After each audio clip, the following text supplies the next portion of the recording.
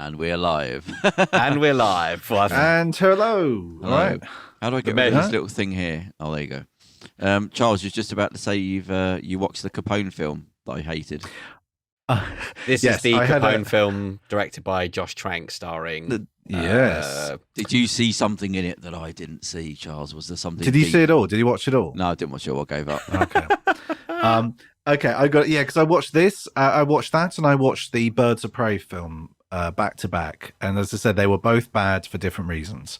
The Capone film was weird. It was really weird because it was boring and at times tonally all over the place. There were bits. Yeah. It got weirder and shitter later. It got more entertaining and more watchable later on because the plot didn't kick in until about an hour and. Oh yeah, 10, forget it. I was no way then. Hour and 10, hour and 20 into the film. Like all of a sudden they're like, okay, yeah, oh shit, here's the plot, right? Stuff needs to happen, yeah? And you're like, okay, literally about 20 minutes before the end of the film, they're like, in the third act, they're like, oh yeah, and here's the plot. There's FBI agents and there's money and they're looking for it and blah blah blah, and there's investigations and the doctor's in on it trying to and they've got listening devices and you go, okay, right, yeah. This would have been more interesting if you'd have told me this about 10 minutes in, or at the end of the first act, you reveal that, it's an interesting concept there because you go, okay, it seems like they tried to do a horror film with like a historical figure and with a real life gangster, Hold on. So this is Capone, not Birds of Prey. No, this is Capone, yeah. But they tried to do like a horror film, a psychological horror of this guy going nuts and he's in his house and he's going very paranoid and he's losing his mind. And you kind of go, okay, that could be an interesting film. But it's done so cack-handedly. Tom Hardy is bizarre in it and it made me laugh. There were several scenes in it that I was just laughing and they were obviously supposed to be very dramatic. Yeah, I was thinking... Is he doing this ironically, or is this bad acting or good acting? Does he know what's?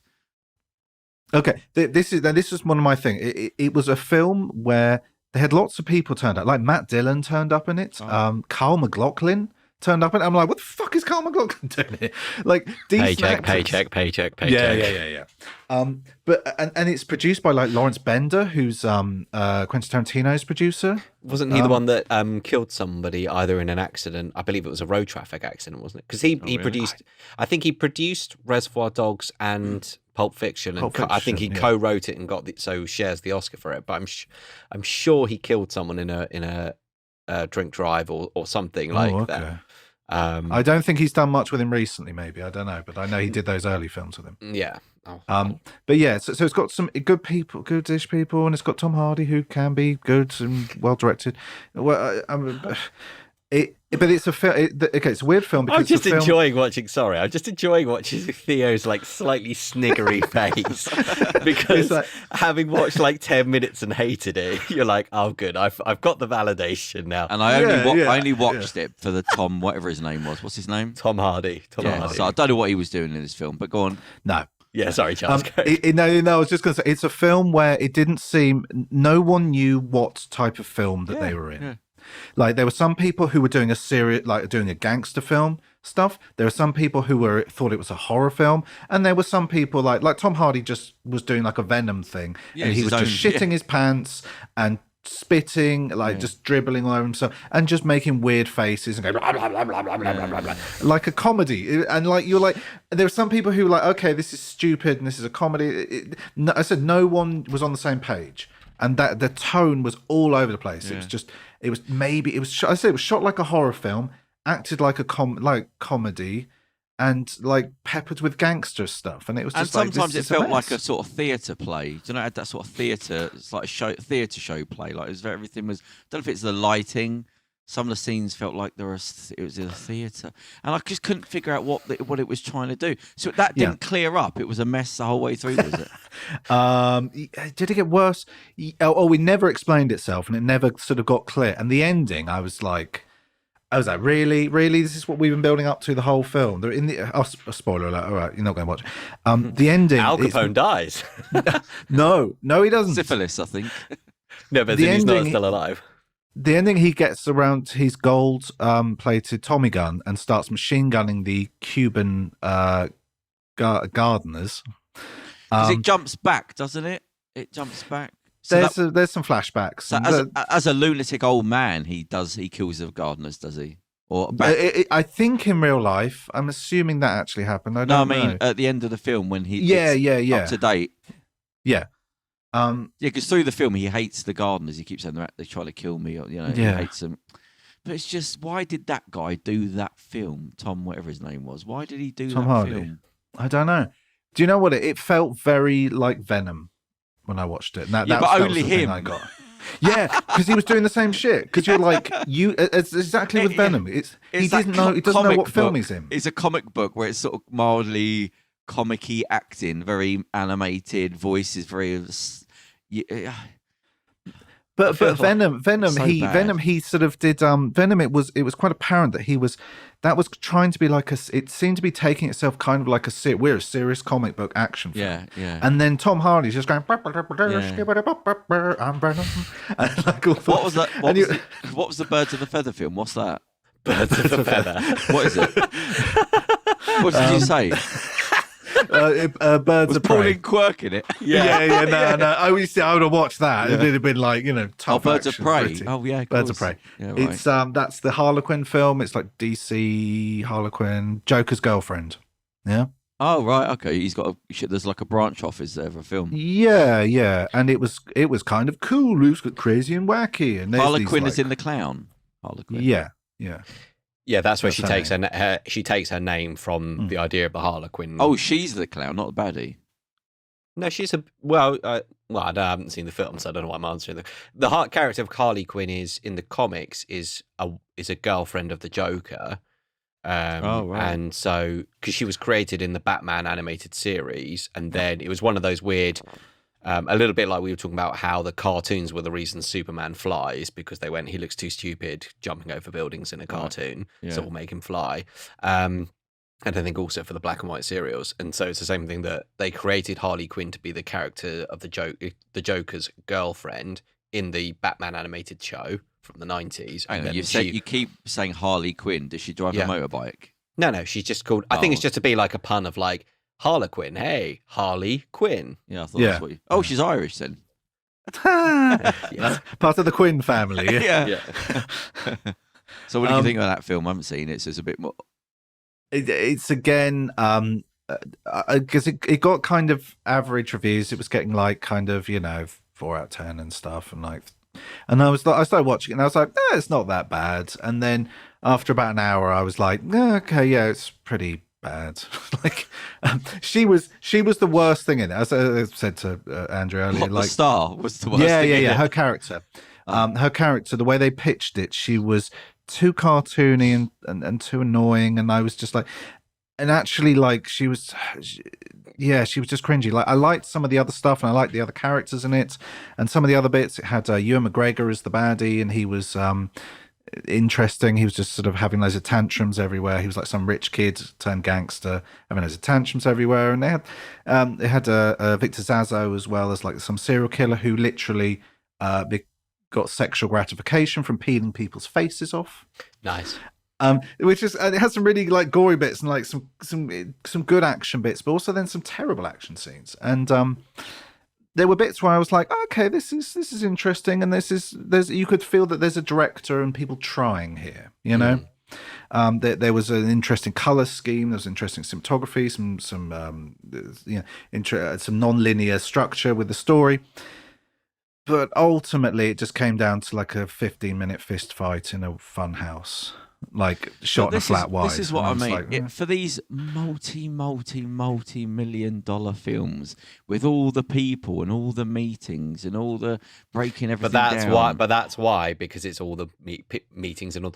Because they'll get halfway through the film and go, oh, actually, because of what XYZ reason, we now want to fight in a zoo. And you're like, but why are we having a fight in a zoo? And then suddenly there's a fight. I almost think that they just make it work. It's been done. The opposite has been done with the Joker film, with the guy going, look, just leave us alone. It basically feels like an independent film in terms of who you're making it quite small, and that's what it feels like when an auteur does a film that he wants to be the film, where people just leave him alone.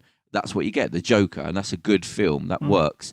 So, but it's when the multi-million dollars start rolling and all the people start getting involved and you haven't got somebody heading the ship up properly, you get this mess of films, comedy and love and this and explosions. They become very it's when you have a big brand like that, I think, when you have like it becomes a product. It is a product, and they become very protective of the brand. So you have to sort of think, okay, well, we can't take too many risks, we can't do this, we can't do that, because we've got to protect this character brand. You know.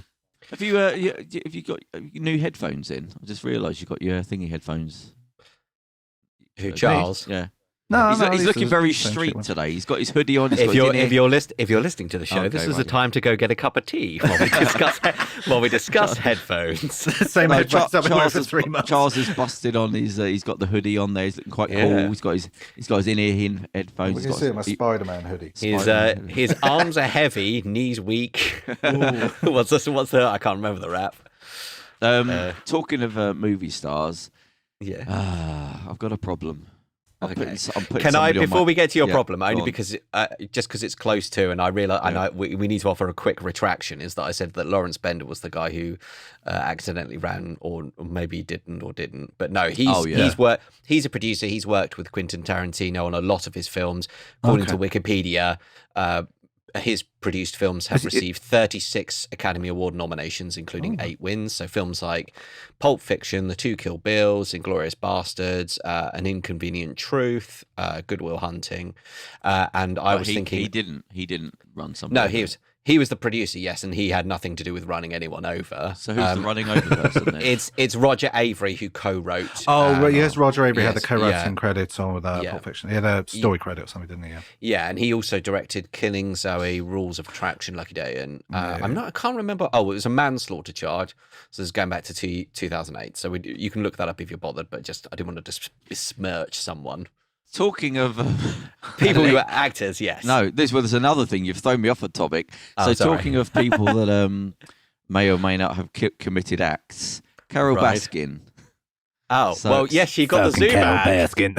So yeah, a couple of days ago, she's got the zoo. Like, what's his name? I don't know what I said back. Joe Exotic. Yeah, because it was a £1 million lawsuit about her trademark, and she's been given his zoo. I mean, imagine when he found. Hang on, so what happened? What, I missed this. So basically, Carole Baskin waited until there was a pandemic and USA on the brink of civil war to make her move.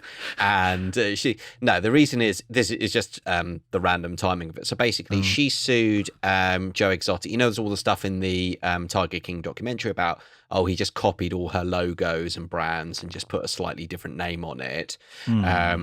So she sued him for that. And basically, I think he lost, or he didn't contest it. Excuse me. And transferred all the assets to his mother. There was a bit where he was having to pay money, and she was He basically garnering their earnings or whatever. Yeah, it's copyright infringement essentially, and stealing trademarks, because they took the exact logo pretty much and then just changed the name of the company. So then he lost the lawsuit, but transferred the assets to his mother, and then that was all tied up in well, you can't just do that, otherwise everyone would fucking do that, and there'd be no kind of restitution or anything. While he's in jail, then the case kind of came to a head, and basically the judge said, you can't, you can't just give it to your mum. And then it was like, but we've sold it on to, I've forgotten who's the true bad guy. I've forgotten his name now. Joe. Everyone's called Joe or Jimmy. I can't remember now. There's so many of them. The one who just used to have tiger cubs up in the bandana dude. Bandana dude with it. Joe. Oh fucking hell! We're gonna have to look it up. Doesn't it feel like so long ago? Because I was thinking that, because we did a podcast. Jeff Lowe, my friend. Jeff Lowe. Jeff Lowe. And as the man said, you must always refer to him in his full name, Jeff Lowe. Like he can't be like Jeff. Everyone else says the first name. He's always Jeff Lowe. I saw a nice meme that said, "Who would have thought that Tiger King would have been the most normal thing about 2020?" That feels like such a long time ago. That was like about a month or 6 weeks. I want to say it was March. I want to say it was March or April. Yeah. So basically, she was suing for $1 million, and then on Tuesday, I think the judge says, "Right, the zoo's yours. Take it." Imagine what he must felt like though at that point. I mean, that's a real kick in the bollocks. Fucking Carole Baskin. Oh, you do it, Charles. She wants to hope he doesn't get out of jail. She'll just when I get out of prison, Carole, you're gonna get it. She'll just throw salmon oil on him and set the tigers on him. Yeah. Have you heard the sheriff come out on a couple of days ago about the will? He said he did have it's been checked by two people, for forge experts, and both of them said it's 100% forged. Like this was just 2 days ago. But even at the time, not even at the time, but in the documentary, the husband's lawyer said. I thought I recognised something about it, but this was like 2 days ago. He's come out and did this interview, and he said no, that we had it tested twice, but there's something about it can't get taken to law because it was before it was the 6 years thing had passed. Oh, okay. Statutes of limitations. Yeah, they didn't follow surely it up. Surely if it's murder, though. Yeah, that's what I thought. Yeah, murder doesn't have a statute of limitations. Yeah. I mean, murders are always. Open. But they said, that he said recently in the interview, he said, it's 100%. Two people checked it, and they said it's 100% forged. So I don't know what that does. That's got to do something, sure. Maybe it's the forgery because that's fraud. Maybe there is statute of limitations on like that type of fraud or whatever.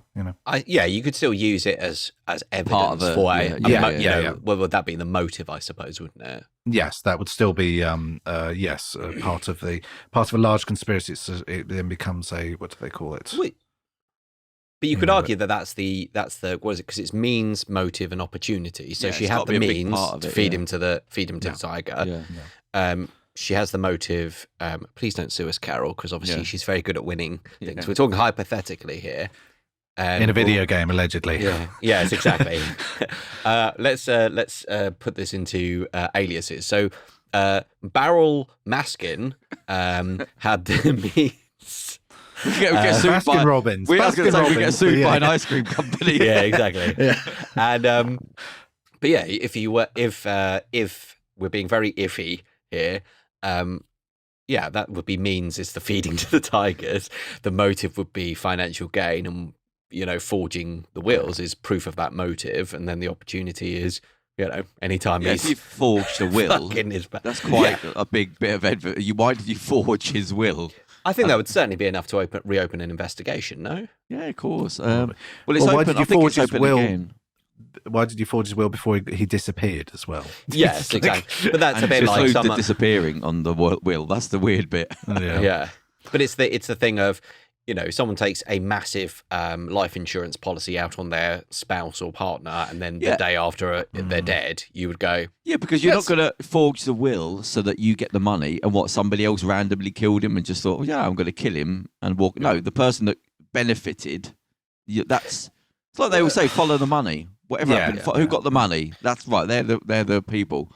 But so I think it's reopened. The whole thing's reopened again. They're looking for witnesses and things like that. It would be funny if just everyone goes to jail and everyone loses everything. Just one big chaos, just implodes. The whole story just implodes. At least we'll have a nice further episode of whatever it's called, Joe Exotic's.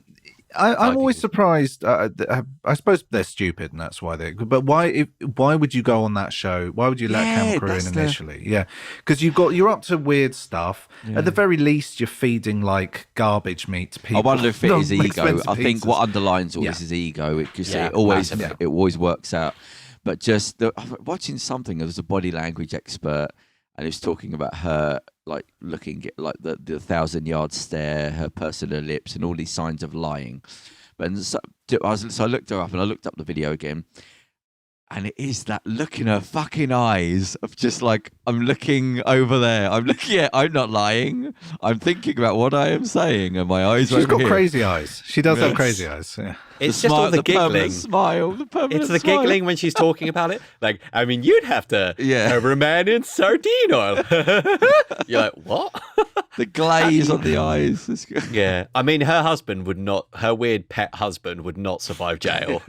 He would not, she kept him on a leash. But I mean. Literally. Yeah. He looks like a fish that you can see its heart. Like, that's kind of like how sort of frail and pale he is. That's how white he was. He was one of the whitest dudes I've ever seen. I'm just like the ghost. I could see through him when he walks.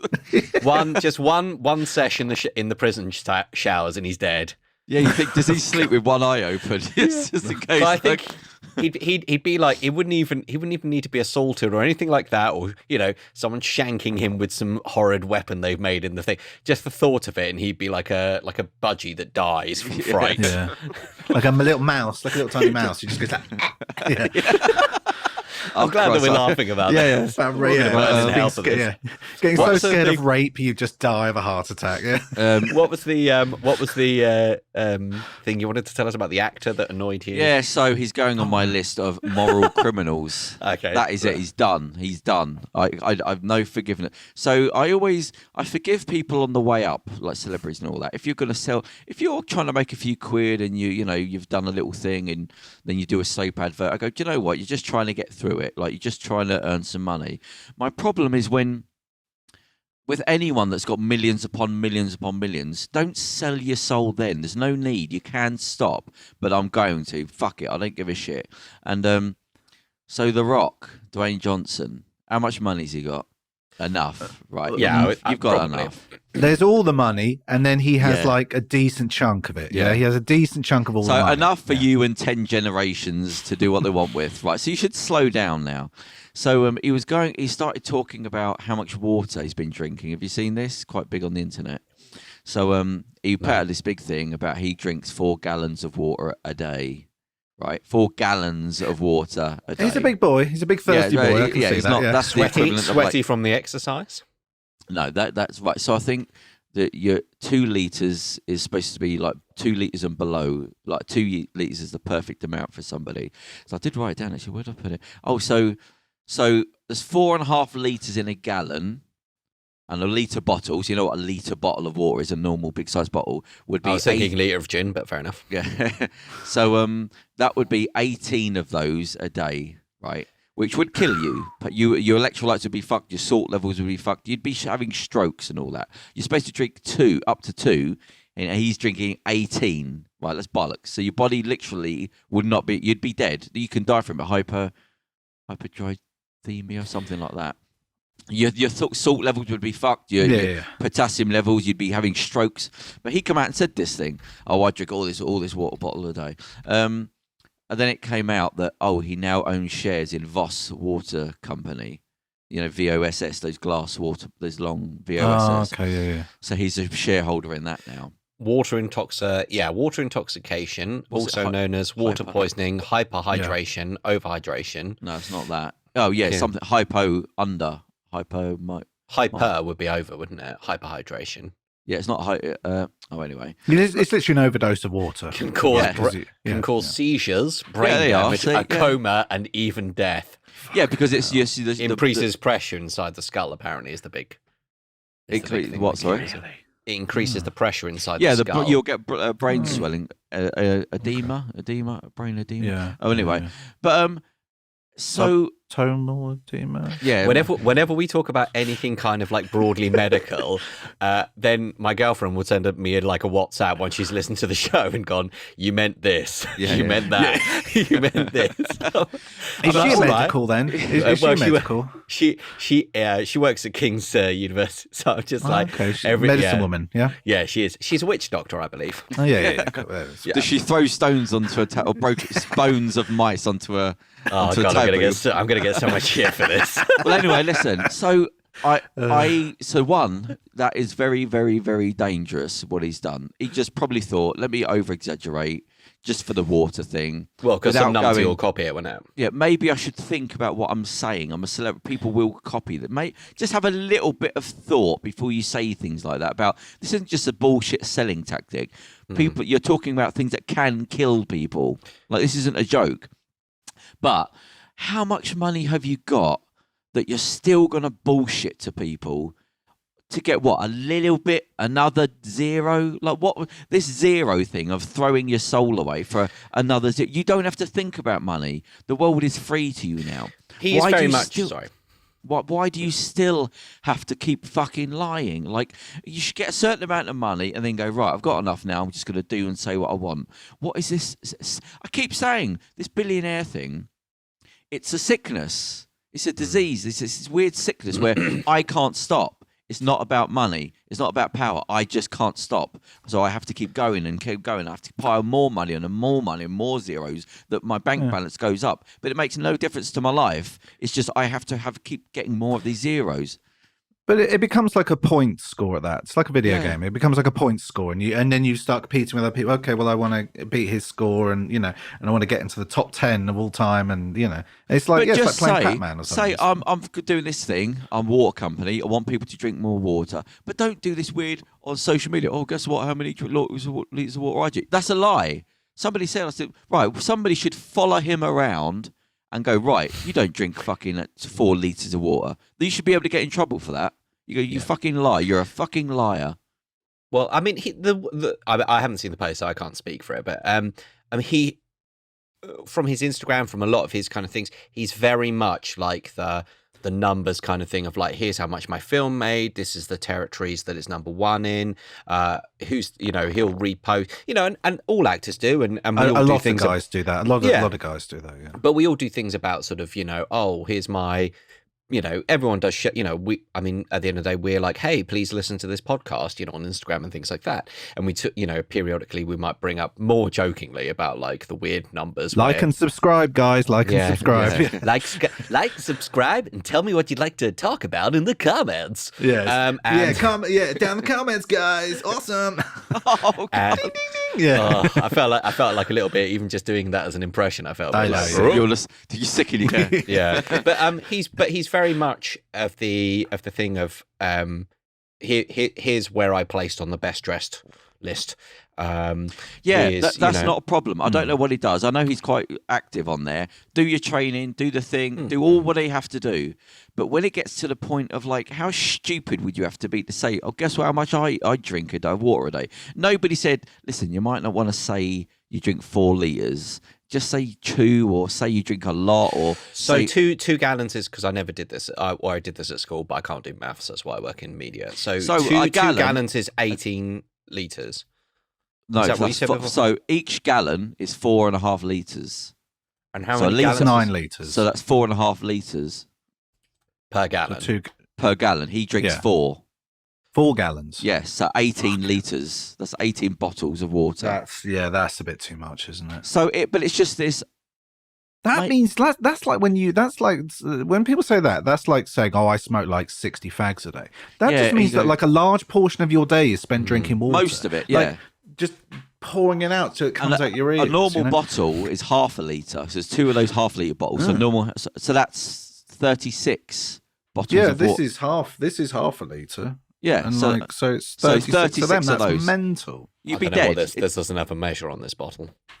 Yeah, that's probably about a litre and a half. Probably about half. It's probably about 500, isn't it? Yeah. That's probably a litre and a half. No, I think that's about 750 mil. That might be litre or something. Yeah. I think that's 750 mil. Those bottles. Again, for our listeners, I'm holding up a bottle. Yeah, baby bottle. But it's just don't be so fucking stupid. Think about what you're bloody all saying. Like, it's so dumb. It's a bit reckless, I suppose. It's a bit like there's no. When you get to that level, there's no more. Well, I guess, or no. You're millions and millions of people. There's no time for. Yeah. Well, like with the films. Oh, it's shit because of this and shit. No. You've got 50 people involved in that. You've got no excuse. All of them got fucking PhDs and whatnot. There's no excuse for this pile of shit that you've just put out. Yeah, that's for students to say, well, we didn't know and this and that. You got all these people. So I just thought, you know what? If you're willing to do that when you've got that amount of money, then fuck you, because you're full of shit. You're a liar, for one. We now know you're a liar. So that's done now. That line's drawn. And you did it for money. Just come out and say, drink a load of water, and I'm going to start my own water range. A bit shitty. They're all doing it. But at least you go, yeah, drink more water. It's good. But this social media, I drink. It's that thing again of like, let me just throw out a tweet so it gets taken up. Like, what about the information you're giving out? Well, I don't give a shit about that. I just want to be seen. That's what I'm saying is it's about social media, though, I think. Like, because people just constantly... This is what happens when people tweet, like, 100 tweets a day is that they I have stop. to. It's like my life is now. I have to do this thing. When does it fucking stop? When do you become a human being? Listen, no matter how much money I ever get or things that ever happen, you never get to that point where you're going to turn into like the Ricky Gervais, the extras. You're never going to get to a point where I'm going to go on Big Brother. Do you know what I mean? I'm never going to go. I've got nothing, but I've got to sell all my fucking soul to just be seen by some. When does everything you're doing become more important than you as a fucking human being? And to get to that point where he's got everything and to still be putting out bullshit as if you're just on the way up and you're some low-level YouTuber going, I'm just going to make some money. Let me just put out some shit that I've been told to say. You've got no fucking excuse anymore. You're a fully grown man now. You've got no fucking excuse. But So, I think people kind of lose their filter, though, is what I'm trying to say. Like if you are just constantly online all the time and you're constantly posting all the time, you're on Facebook and Twitter and you're on Twitch, you're constantly streaming, constantly saying stuff, people tend to lose their filter a bit. And they don't, you were saying that people, yes, they do have a responsibility when you have an audience, when you have large audience like that, you do have a responsibility. You should be thinking of that. yes, but people and don't especially seem to think so. When People you get don't, to 'cause they that just lose point it, you know? where you're a fully grown fucking man who talks about the gym but you know what? You're not a man. You're a male, but you're not a man. Your perception of what you give across this thing, but you're not. You're being told what to say and how to act, and you're still trying to make money. You're desperate to be seen. It's all the stuff of children. So I've drawn the line under him now. We know who he is, so I've got no more respect for him. And that's it. And there's other stuff I haven't got respect for him for that's been talked about him before. But I sort of like you let things go, because I liked what he was doing and the fitness and he seemed to have a little bit of elegance to him. And he seemed reasonably charming when I've seen him in interviews as well. Yeah, you know what I mean? but when you got likable, when you get to this thing now, I think, do you know what, bollocks? I'll give you no fucking out. Because you're a child or you're a fucking man. Make your fucking mind. Are you being told how to be in social media and that's more important than anything? Then okay, you've become immature and you're a child. So Dwayne Johnson, child, yeah. Dwayne Johnson, male but not a man anymore. He's not in charge of himself. So there you go. That's my 2020 baby, man child. Yeah. Oh, I'm having that man child. No, it's not a man. Yeah. It's a male, not a man anymore. Child, yeah. He's a shill. Fair enough. Shillman. Anyway, yeah. So that's my opinions on The Rock now, who I sort of liked, and now you've crossed the line. You've ruined it now, Rock. I have to say, you're going to burn all your posters. Did like what? You're going to burn all your posters. No, what was you going to say, Charles? I was going to say I liked that Jumanji film. I haven't seen the sequel. I like that first. I think I've only seen one of his films, but I just, it was because I was thinking, like, what film have I seen when he's been really good in? And I'm like, well, the thing is, he's going down that route of what Elvis did. Do you know when Elvis talked about but Elvis, when he watched a documentary and he said he was getting depressed by the end because he signed up for all them films, didn't he, to make a load of films, and he didn't want to do them, but because the Colonel just wanted more money, he was just pumping them out. And I think it's Priscilla was talking about at the time he's depressed because he was like fucked off, and he was saying, I'm the same person in every film. It's just one day I'm a racing car driver, then the next film I'm a motorcyclist, the next film I'm a pilot, but it's just me doing the same fucking role, falling in love with the same person, doing a few songs. And it got to the point where he's on a farm and now he's a jet ski instructor, but it's just him plonked into a situation. And that's what The Rock started doing. Oh, aren't I quirky? But here's me flying off buildings, here's me doing the thing, here's me doing the other thing. So, but I didn't mind it. But do you know what I think it is, right? Honest to God, I think because of the shitholes that I grew up in and the people that I met, I remember people with dignity that really had fucking nothing, and they still had moral. Do you know what I mean? There was still a sort of code that you had nothing. Like you had no excuse to be that nice when you have nothing. You have no excuse to turn things down when you have nothing because you're broke. So really, you should do what you got to do. So when you get these multi-millionaires that are for sale, still, I think you've got no more excuses. And that's how they became multi-millionaires. Yeah, but that's what I mean, though. It's like it's a disease. It's like I can't stop myself. So it's a weakness. You tell me you're a billionaire, I look at you like a weak human being. That's just because you're on autopilot. It's not about anything. There's no goal here. It's just your insecurity or your whatever's in you had to keep going. Your greed, your ego, something drives you forward. In the same way, how and it's more of a benefit. You think with boxers, or they say, like, why don't they stop? Why do they keep coming back? Why do they, like, that's fucking insane. How can you not know what's happening here? Especially when you've seen it with other people, you need to stop.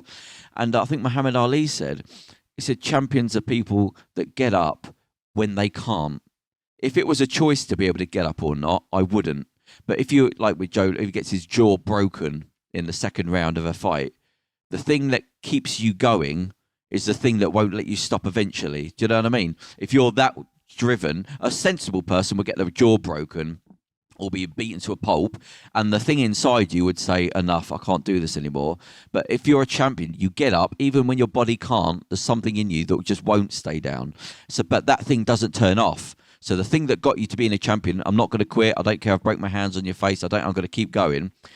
When you get to the end of your career, it doesn't turn off. So now you keep going, even though you're being beaten and made to look a fool, you keep going.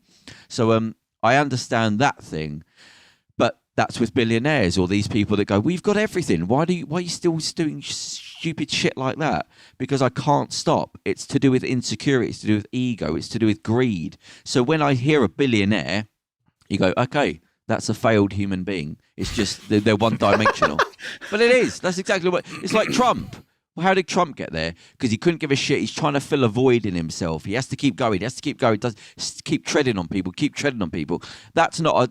You don't go, oh, he's become a president. How admirable. You go, no. He's got there by this ridiculous ego and insecurity that can't stop. It can't stop. It can't stop. So when you say billionaire, somebody that's got to that point hasn't started spreading their wealth or doing good things. The billionaire being 1 billion or 10 billion, there's no different. They can't stop. So it's a sickness, it's a disease. So I'm looking at a weak human being. The internals. It's like a brain worm, isn't it? You're right. It's like almost like an obsessive compulsive kind of thing, isn't it? Yeah, but I don't want to lessen it, because to me, like I've said before, you're sitting on services, you're sitting on 1,000 nurse wages, you're sitting on 50 schools, you're sitting on a pile of what you call cash, which would actually change the world. But you go, no, I need more zeros on the end. And you have to go, are you fucking sick? No, I have to keep going. I have to keep going. But you're not doing anything with any of this. It just piles up. And you could change thousands of thousands of thousands of thousands of lives. You could change society. I don't give a fuck. I just want more zeros on top of the other zeros. So it's like a sickness. So when I see a billionaire, there's nothing admirable. I just think that's a broken human being. That's a one-dimensional, fairly hollow human being that just could not stop themselves. Like somebody just runs and runs and runs to the point that they die. You go, yeah, you've been running for years, but you got to stop. I don't see this as you haven't won a race. You haven't. You've overcome nothing. There's something inside you that just keeps going to the point of fuck everything else. That's not admirable. So if any billionaire, I thought about it, I think, okay, I sort of feel sorry for you, because there's something in you that just can't turn off. You're not in control of yourself. You're a failed human being. You've got no other dimensions. Anything else that they do have, like the Richard Branson thing, it's just all bullshit. Everything's created, but you're really a person that just can't stop themselves. And that's my point on The Rock. And that's The Rock, and that's why The Rock's a prick. Done. Eh? That's done. Yeah. You were talking about boxing. I'm not saying anything nasty, but I charge you with being a shill now. I charge you with not being a man, because you're not in charge. I'd say a shill is a pretty nasty. Let's see. Well, you're for sale. You're for sale. Okay, what's the actual definition of the word shill? But then we're going to look it up. Yeah, most it's what a snail lives inside. An accomplice of a confidence trickster or swindler who poses a genuine customer to entice or encourage others. Well, it's like the snake oil salesman, or the when they're doing the cups game, the shell game or whatever. Someone goes, "Oh, can I do it?" And that guy wins, and then people go, right, and then that's you can get through that game, because all you have to do is, when they do the 3-card Monty, they make it fairly obvious which one's which. So you do the 2, you win a couple of quid or whatever, and then you do it again. So you go, okay, I can see the pattern here. So all you do is think about the one he wants you to think is the one, and then choose the opposite one.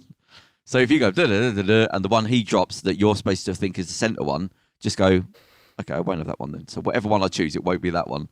And let me go for the other one. And they go, what? No, I want the other one. No, don't you want that one? No, I want the other one. I want the one that I don't think it is. Yeah. There's a whole psychology. Yeah, I think I gotta go. This is like that's like the thing in The Princess Bride, where they're trying to work out the poisoned cups. Yeah. That's fantastic. That's a great film. That's a really great film. Brilliant. No, but with a think on it is designed so you can see it's that cup. So whatever cup you think it is, just choose another one. That's all it is. They released an edited version. Long story. They released an edited version of Deadpool 2. Yes. Was a 12A, but they shot a new introduction where Fred Savage woke up in the bedroom, and they'd recreated the bedroom from Princess Bride, and he was chained to the bed and stuff, and Deadpool was going to read him a story, and he's just like, what the hell's going on? And he had a bleeper and stuff as well. It's funny, yeah.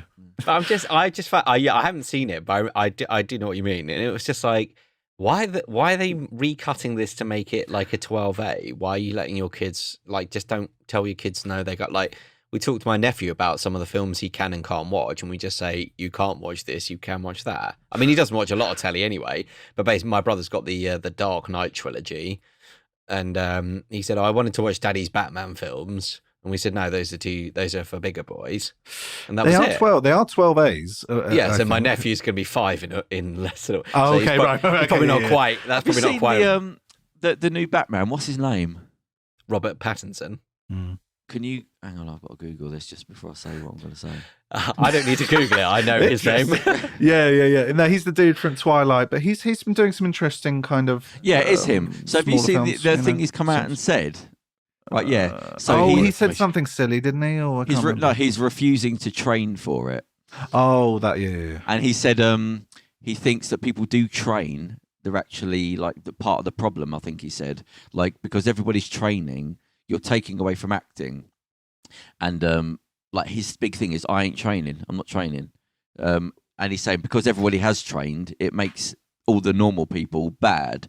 And then people just basically saying, well, aren't you just lazy? And that's basically what it comes down to. He's just being lazy. But he said, yeah, they gave me a personal trainer and I'm not doing it. This is a PR thing. This is just a leaked PR thing, just to generate a bit of interest. He's going to turn up and he's going to be shredded, okay? And he's going to do all those. He's not exactly an out of shape person anyway. But what's the benefit of that though? That wouldn't make any sense, surely. It's just to generate. You think it is just a story? A PR that's a weird thing. But if you say I'm not going to train and you turn up in your buff, they're going to. Well, you're full of shit. Then you're just a fucking liar. You're a shill like The Rock. yeah. I never said you're going on the male child list. Or whatever it is. Male, not men. Two different things. Yeah, exactly. There's no masculinity to him. If it's a sale, then you've got no strength of character, so you're not a man anymore. Basically, that's what I'm saying. What do you think about Mike Tyson's possible comeback? Well, it's not going to work. I think that's more if a one-off. But so what? Yeah, they've talked about him doing an exhibition match. He's got to be 53. careful because I remember him saying in an interview a while ago. He was saying I don't box anymore. He said because I don't want to bring that part of me back to I don't want to have to think like a fighter anymore. But so if you start throwing punches again, then your personality will change because now you're thinking of yourself as that type of thing. When I left door work, mate, I made an active decision. I have to remove myself from any sort of violence. I have to go the opposite way. Not just be one of these guys as a tough guy, but I'm not going to be into any anymore. I'm a peaceful guy now. I thought, no, I've got to rip it all away from me. I've got to surround myself with people that never think about violence. I've got to completely tear everything down that was anything to do with ever. I want people to look at me and go, well, you get in fights. I want it to be like that. I don't want to be, the tough guy that doesn't fight anymore because that's still bollocks. You've still got it in you. So for him to start throwing punches again, you go, you're bringing out that person in you again. That's not just that brings a whole mindset back that you I wouldn't really want to tap into. You seen that documentary? No. I know which one. There's a good one. There was a very, very good. I think Tyson or something. I think it's just called Tyson. And it was sort of about him and his early life and was it just him to camera? It did have interviews. It had a lot of footage and previous interviews and a lot of. I think it's called just Tyson. It's just. I think it's just Tyson. Yeah. It's quite good. For what it is. It's interesting, and it's interesting looking into his head. And yeah, he's not a nice guy, and he certainly had. I know he's a difficult upbringing, and it's explainable, but he's still done some nasty stuff along the way. You know what I mean? Yeah, I mean, it is that thing of if you grow up in shit, like I remember him saying he used to hide in walls because people would bully him, so he'd get in between the walls of houses and just stay there, and your mum's a fucking this, a hot alcoholic. She fucking hates you, and your dad's dead. And he had the pigeons. He had that story about when he looked after the pigeons. Yeah, he used to like pigeons. Yeah. And then he goes, I used to care for the pigeons, and I used to love the pigeons. And one day, the bad bullies on the street, they found out about my pigeons, and they killed the pigeons. So I just went crazy, and I beat them, and I beat them, and I beat them. Yeah, they broke his neck and gave it back to him. But if bananas, if you're a pigeon fancy and you like pigeons, that says there's something inside you. Do you know what I mean? There's something in there, but it's hard to, because you have to understand that the brain is no different to the outside of the body. Like with martial arts, if you want to toughen your fists, you punch into sand, and then what happens over time? The body says, "Okay, we need to heal this thing happening, so let's create scar tissue over the end." Thai boxers kick a tree. Why? Because you kick it with your shin, and the body says, "Oh, we keep hitting this thing. We have to make it tougher." The brain, if you're around shit and violence and hate, and you're not looking back on it, you're just in it. What you either die, or you have to create a thing on top of you that can put up with that sort of shit. But it doesn't just vanish because now I'm around nice people. It's going to go away. So you have a layer over your brain, which is I can put up with shit, I can put up with violence, I can put up with hate. You can't say, well, you shouldn't do it. Well, then you're the person that died. I was one of the Louis Theroux things recently, a while ago, and it was about people going into jail. And it was on. I think it was on the audiobook about the thing, and it was talking about. You go to jail and you go, well, they're animals. They're fucking animals. They're all trying to get one over each other. He's threatening him. He's taking his food from him. And one guy was explaining to another guy, listen, if somebody does something like they take your food, or if you don't immediately retaliate, now everyone piles on top of you. So are you then a bad person for going stabbing that person? Yeah, to a nice person. You go, well, where are you if I don't do it? And then they fucking all come for me. Yeah. You have to be a horrible person. But if you don't know that, then you go, well, you're a bad person. No. Keep being a horrible person kept me alive. Do you know what I mean? You have no right to say, well, what would I would have gone to the police. You go, no, but then you're dead. So you can't go, well, I'm in this situation with violence and hate and all that. But, I did bad things. Oh, you shouldn't have done that. You go, well, no, it doesn't make sense. You would have. I'd be dead now. Then I wouldn't be talking to you. Well, I wouldn't do this. I wouldn't. Well, you're dead. You're one of the people that got killed. I was in jail. You're a nice person. Go to jail. Somebody steals some food. What are you going to do? Stab them? No. I'm just going to go and tell okay, but then you're dead the next day later. So there you go. Bye bye. That's the end of you. If you survive, it's because you had to go to a certain level yourself.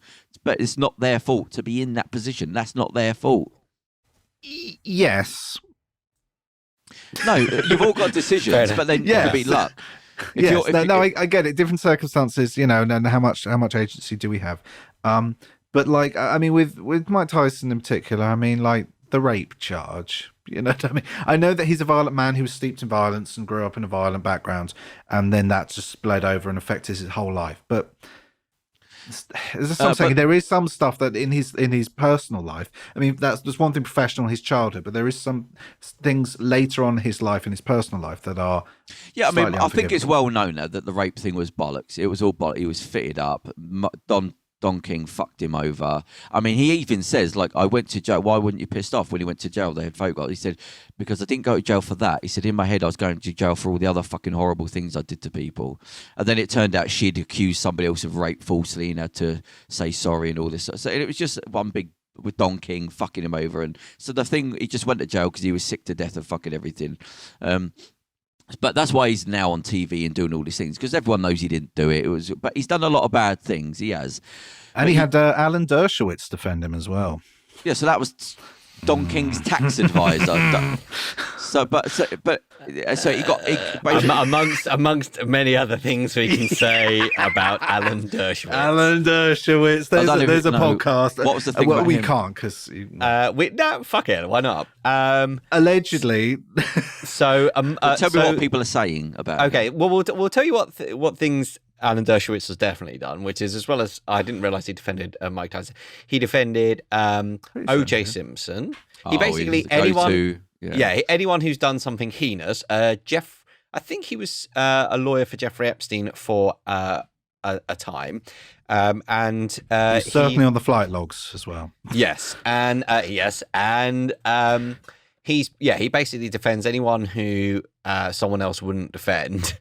He's one of those blokes that goes around to defend the oil companies and the cigarette companies. That sort of bloke. They go to. I don't know if he tends to be more for. So no, but they've got their go-to lawyers, haven't they, that would sell their souls out. And... Yeah, he does. I think he was there. I think he was there with the thing about torture, like trying to legally define torture as being legal, like waterboarding stuff during the Bush administration. So I think he was involved actually with that, and I think he's a Harvard. I think he's still a Harvard professor or something. He still lectures at Harvard. He's he's a very well respected guy, but he's defended some. I know people need defending, but he's defended Jeffrey. Shit. Jeffrey Harvey Weinstein as well. Oh, who's the girl that came out? Is it Candice Owens? Is she black? The Candice Owens? Candice Owens is, yes. And she's come out recently about this, the fella that got killed. What's his name? Jesus Christ. Okay, you want to talk about Candice Owens? All right, let's go. So, I mean, she basically defends everything to do with the right, the conservatives. They wheel her out, the young black lady, and she's always on the side of the right. And now she's come out against this George Floyd thing. Was it George Floyd? Yeah, George Floyd was the guy who was killed. So she's come out and she's basically saying, look, you know, I don't even want to put it, but she's basically taking the side of like the police and the state sort of thing. And she was saying she's doing the he was no angel argument. Yeah, you know? But she just. I just thought, I looked at that and because I was thinking like, well, who is that? Like, it's all very. I just thought I'm going to read like, and there wasn't much, you know, because he's not a famous person. So, but it was just like a biography about him. It was like, oh, okay. So it looks like he fucked up when he was young, and he did go and he committed a break and entering, didn't he? But he went to jail for a time for that. Looked like I think he served some time. Yeah. Yeah, looked like broadly speaking, he was trying to turn his life around, and then, but it was like, okay, it was. I was just running because it was like, well, I've seen obviously the tape. Well, I've seen bits of it. I don't want to watch the whole thing. I know. Many people would say, but you should watch it. But it's a bit like, but I can't. I don't want to watch a snuff film. Like I wouldn't watch an execution. I don't. You know what I mean? I kind of put it at that level. Yeah. I don't want to desensitize myself personally. That's so. I just died.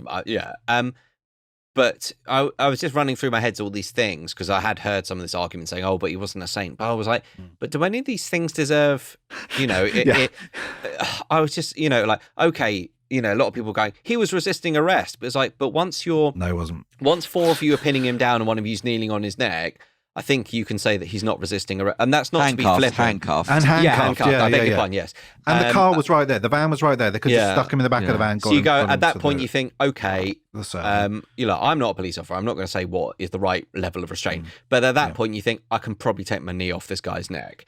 And again, I really hope people think I'm not being flippant about any of this, but it's just... Especially when he's begging you to stop as well for about 5, 6, 7 minutes. Yeah. I don't know if this is true. This is only something I read, because again, I haven't watched the tape, and I don't know if the tape goes this far. Apparently, even when the paramedics arrived to resuscitate George Floyd, they were still kneeling on his neck. Okay, yeah, I mean, haven't watched that far, when you're there for, as I did security for a lot of years, so once he's handcuffed on the floor, you basically can't do anything. So one person was enough. Yeah, and you wouldn't be on his neck. That doesn't make any fucking sense. So to have 4 people come up, that's it. No talking anymore. And it was because he basically he paid with a counterfeit 20. I believe was the charge. And you go, what? Yeah. So this Candice Owens has basically come out and saying, well, you know, but the thing is, it's just how she gets wheeled out whenever there's a thing to talk about. And I think, Jesus Christ, like your own community, like you don't go, like what world do you live in? Because you know they don't respect you, but you're still going, I don't give a fuck. I just want the fucking cash. Fuck everyone. I don't care if I'm supporting Nazis or what. I don't give a fuck. Just give me my money. Fuck you lot, the minorities, and fuck that. Just give me my cash. You go, what fucking life is that? Like, what goes on in your head when you're in the mirror, or like your family and your friends? What the fuck do they see? Or you just don't give a shit about that. You just fuck everything and everyone. Give me my check.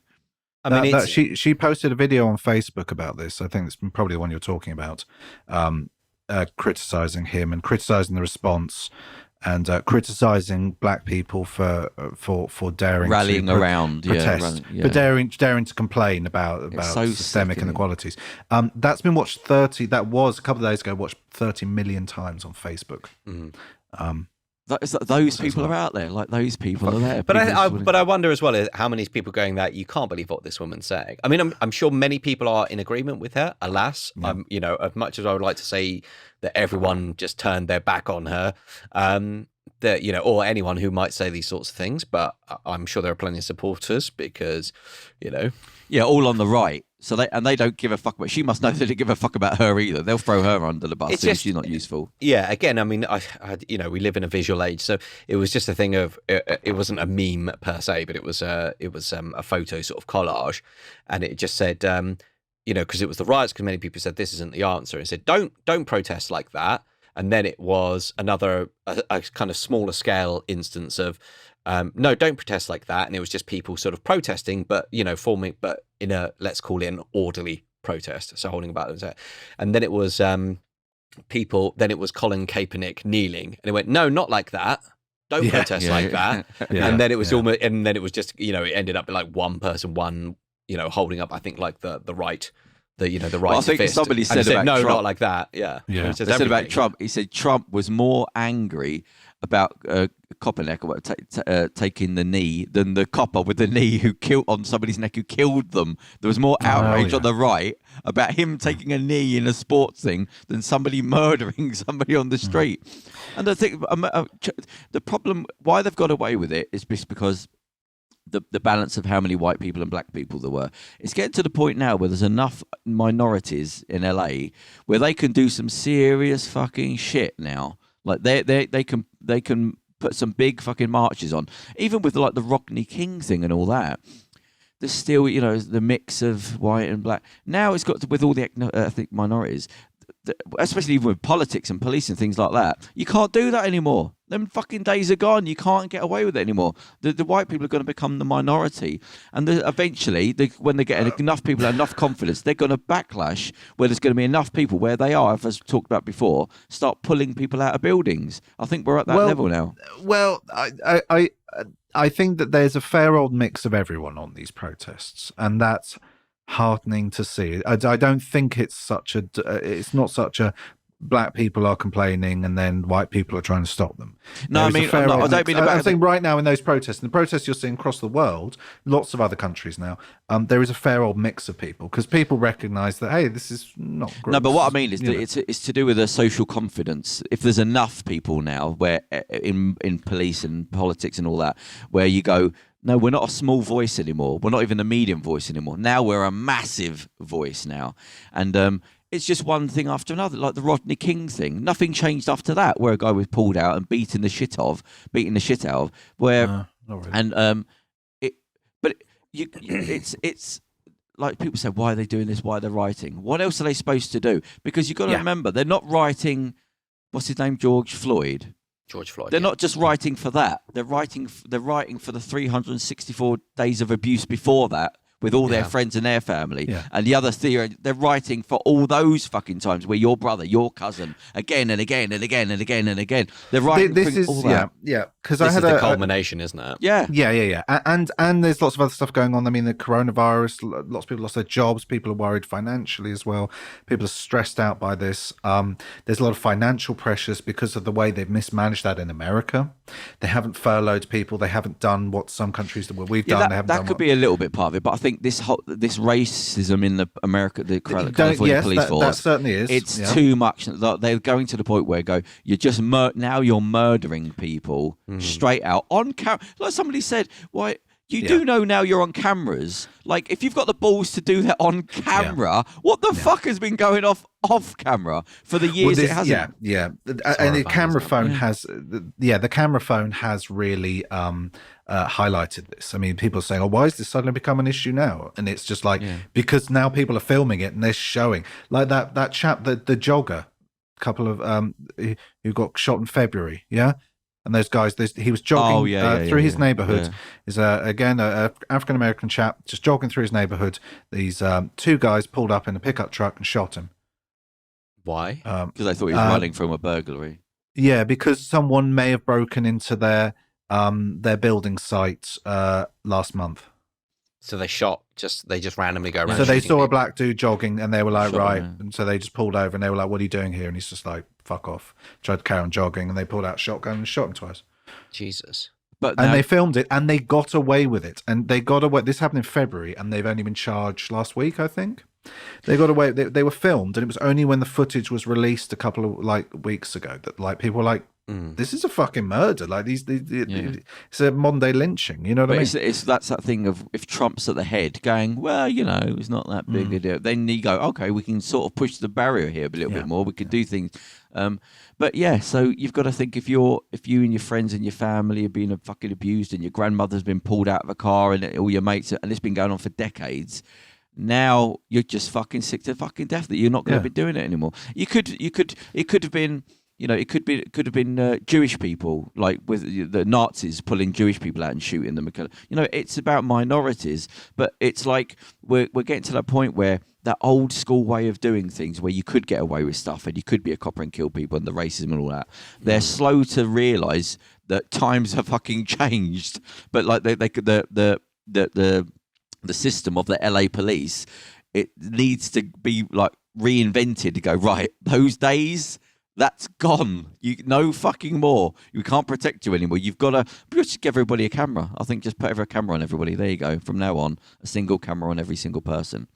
Oh, police should just have them. Yeah, and I know. Yeah, but they're switching in America. They flick them up as well, so you can't see what's going on. And I've seen a lot of police camera footage and stuff. And the first thing they do whenever they get into a sticky situation, tilt the camera up so you can't see what's going on. So I nearly had an argument with a security guard the other day. I've been getting a lot of arguments with security guards. No, it weren't an argument. No, it weren't an argument. I always say argument. It's not really an argument. I think we'll need to hear the security guard's side of the story. Yeah.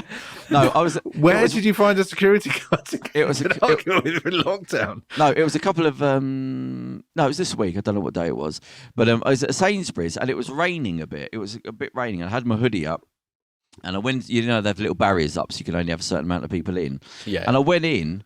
And there was like a guy with a hoodie in front of me and a woman with a pram, I think an Eastern European woman with a pram and a kid. And it started raining a bit heavier. And then it did that thing where it suddenly gets heavy. And I looked at the woman and she had a kid, but she must have not known it was going to rain when she came out because the front of it wasn't covered. It was just an open, if you imagine what you think a cheap pram looks like, it was that with a little hood over the top. But it's pissing down and she was trying to cover up his book. So she's sort of putting like a jumper or cardigan or something over the top of it. And I was looking down, I had my phone and looked at the other guy and I was looking. And then I suddenly realised, why is she stood in the fucking pissing rain? She's the next one to go in and it's chucking it down. Me and the other guy got a hood on. And I just sort of looked around and thought, hang on, I went, love, why don't you just go inside? Like she's getting fucking soaked. And she went, the security guard. And I looked and there was a security guard there. And I said, just go inside. And she went, no, him. And he went, no, wait. I said, what are you talking about? I said, it's fucking pissing down. I said, let her in the fucking shop. He went, no. I said, you fucking insane. I said, get the manager. I said, get the manager before I kick off. And he sort of looked past the shop inside. And the manager, or whoever it was, must have been about 8 feet away. Because he'd come up. And I went, mate, it's fucking chucking it down. Just let her go inside the building. Yeah. And he went, oh, yeah, come through. And then and I went back looking, and I'm thinking, why did that have to happen? Like, why the fuck did that? Why am I've got nothing to gain there, but I probably look like the bad guy there. But I'm thinking, how can you stand there with a woman with a kid and it's just going on the floor and she's in there? What? Use your fucking common sense. But he had a camera on. And so as I went in, I clocked the camera. I thought, the security guard? Yeah, he had those little things. I've seen it before. Usually they have them hanging around their necks, but now they've got them on the little thing.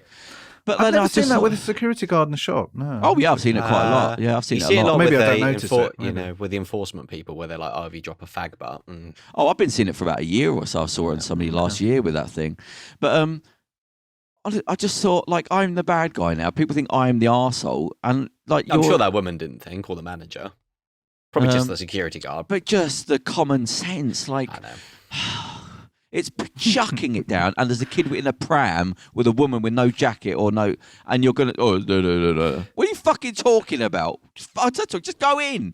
In America, they'd have probably shot you with rubber bullets at least. Yeah, and the pram and the baby. Like, it's been horrible. Like, but that's the thing. Like, reading these stories, because there's been an upswell. You know, it's like everyone's protesting. Light them up. Yeah, but everyone's protesting about police brutality, and then all the footage now is just cars ramming into protesters, police cars. This is charging through on cavalry. There was a 75-year-old man who was pushed to the ground. And he was like, there was blood like everywhere. Yeah, he was quite badly injured. And they were saying, and the police, and they had a senior officers came and stopped. Like there's one couple of guys who stopped and turned, were like, oh shit, this guy's fucked up. And he said, no, stop, leave him. Oh, like, I saw that. Did you see the guy videoing that got punched? I think narrow it down. They're all. It was like, they're shooting at journalists. Like, the one where where Trump just turned up. Went, look, there's the Bible. Where Charles turned up. But that was funny. And then the priest who owned the church, she said, he didn't even come in. He didn't do nothing. Didn't read from the Bible. He turned up. Took some photographs from outside the Bible and just fucked off again. They did that priest did a brilliant statement. I'll see if I can bring it up. Yeah, but there's been the video footage has been quite, because there's instances where there was a video, I can't remember which city in America it was, and they said the police are breaking their own car to make it look like we've done it. Oh, God, and what they did, someone did they said, I'm going to do a continuous video. I'm going to point the whole time, so you can't say, oh, I've chopped that. But and it's just and everyone, all these people are filming the police bashing up their own car to then afterwards say, oh, look what the scummy protesters did, and all sorts of incidents. There was a chap. This one went quite viral where some guy basically he looks a little bit like a tactical, dressed in a. If people haven't seen this, it's somebody dressed in very paramilitary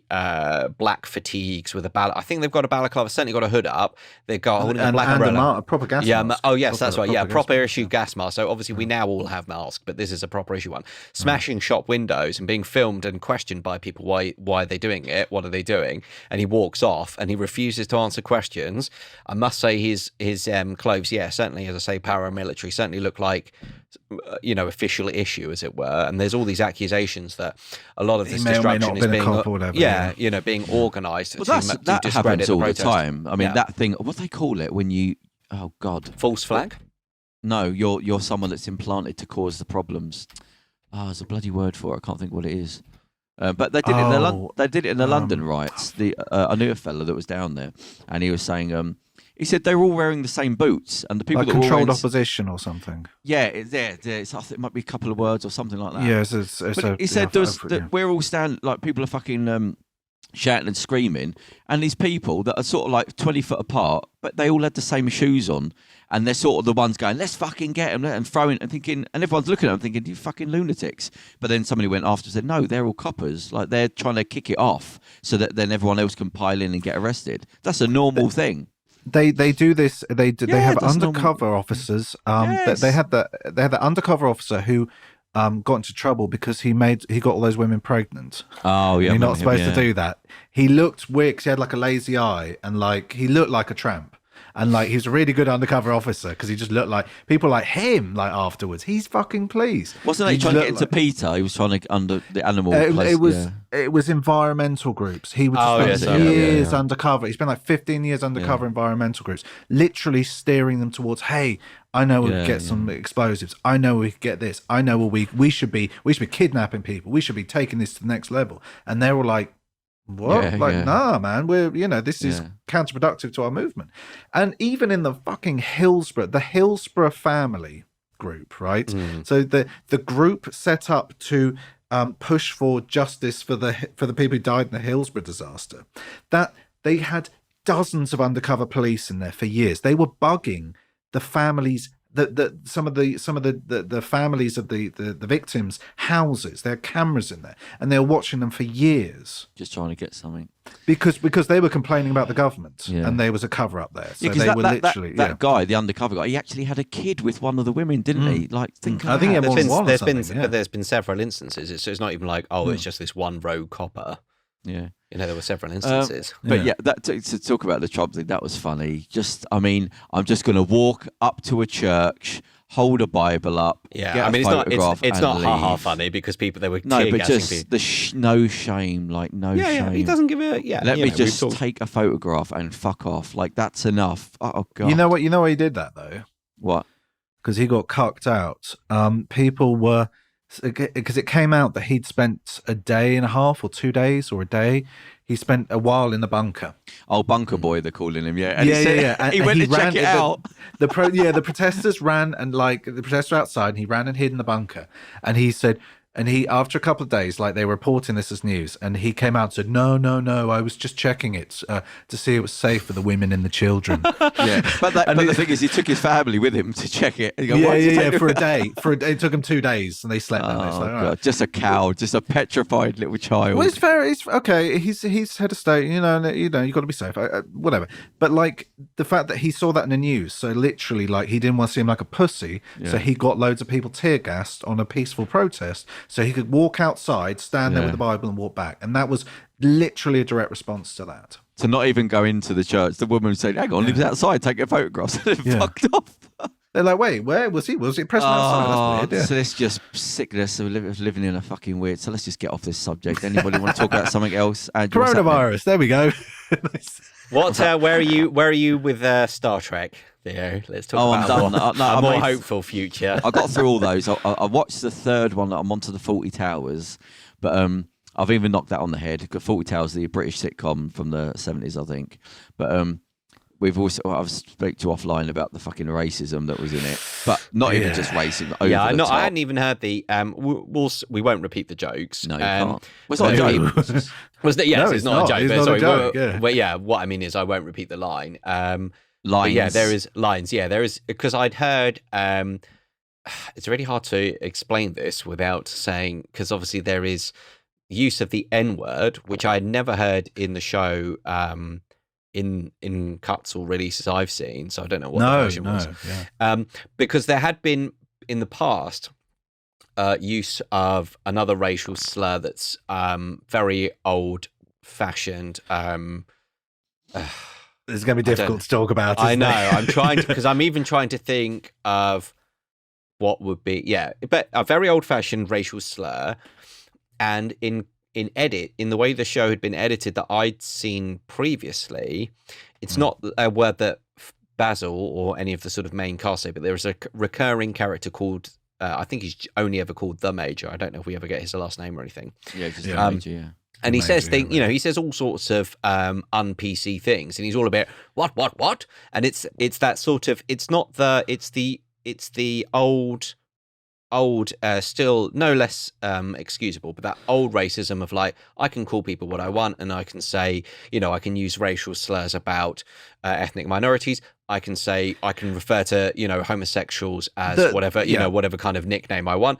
And the joke's usually on him as well because he's old and he's out of touch, and you're like, what? Oh fuck, Grandpa's being racist again. Because there is even a reaction, isn't there, of Basil? I think, but again, I'm like, is that now a tricky edit? I watched 3 or 4 of them. And there's random characters in there that use that as well. Like there's a bloke that just pops in to deliver something, and I can't remember what he calls the Spanish guy. That as an Indian, there's another posh couple, old woman, and I can't understand what she's saying. She's calling him like a Dago Wop or Dago. All right, Wop let's get it. There we go. Well, that's what I'm telling you. That's what they're saying. So it's not like one character. What is it, the Major? He's one, but there's random people in there that he's saying those things again and again. Casually racist. Yeah, casually. Yeah. So, but then what had happened? I wasn't watching them fully. Like I'm always doing work when I've got them on in the background. But then the last one, I thought, right, I'm turning it. I'm going to have something to eat and watch one more. And when there was all that in there again, which it was in almost every episode because one guy's Spanish, and there was one guy talking about Cyprus before we started the podcast. There was one guy, he's a Cockney fella, and he's got his shirt right open and all these chains, right? And she kept going about Mediterranean this and I love the Mediterranean, and I suddenly realised, they've just darkened up this Cockney fella. He's supposed to be Greek. Like he's dark. Is he? I always thought he was meant to be that they were saying, it's the Mediterranean fashion, but he's English. No, they go on about he's supposed to be he's Greek because she's not speaking really? of it. And you go, they've just darkened him up. But it's just an English bloke darkened up. But on the third, I think it was the fourth one actually. I was watching it and they were saying this and that, but I got used to them using the terms. But then I just thought, this isn't funny. Like, this isn't a funny show. I haven't laughed at one point in any of these. It's like I'm waiting for the laughter to happen. This is just a shitty, cheaply bought. As I said to you before, I'm a posh bloke who just knew the right people, and I got a contract to do this thing. And I haven't tried. It's the same thing every week.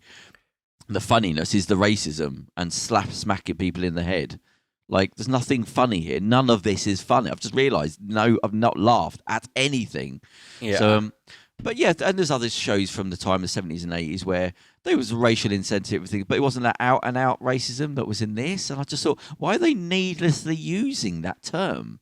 Like, it doesn't make any sense. What was? Oh god, there's some bad ones, weren't there? There were. What's the one? The next door neighbor one, the Indian family. Well, they did it with a black family, I think. There was Love Thy Neighbour. Love Thy Neighbour. I remember talking to a friend of mine, and she's she's English, but her parents are Nigerian, so she's black, and she said she grew up. She was a tiny bit older than me, but she said she grew up. It's about the 70s, 80s, odd 80s, and and she said that her and her family loved that program because it was the only time that they saw black people on TV.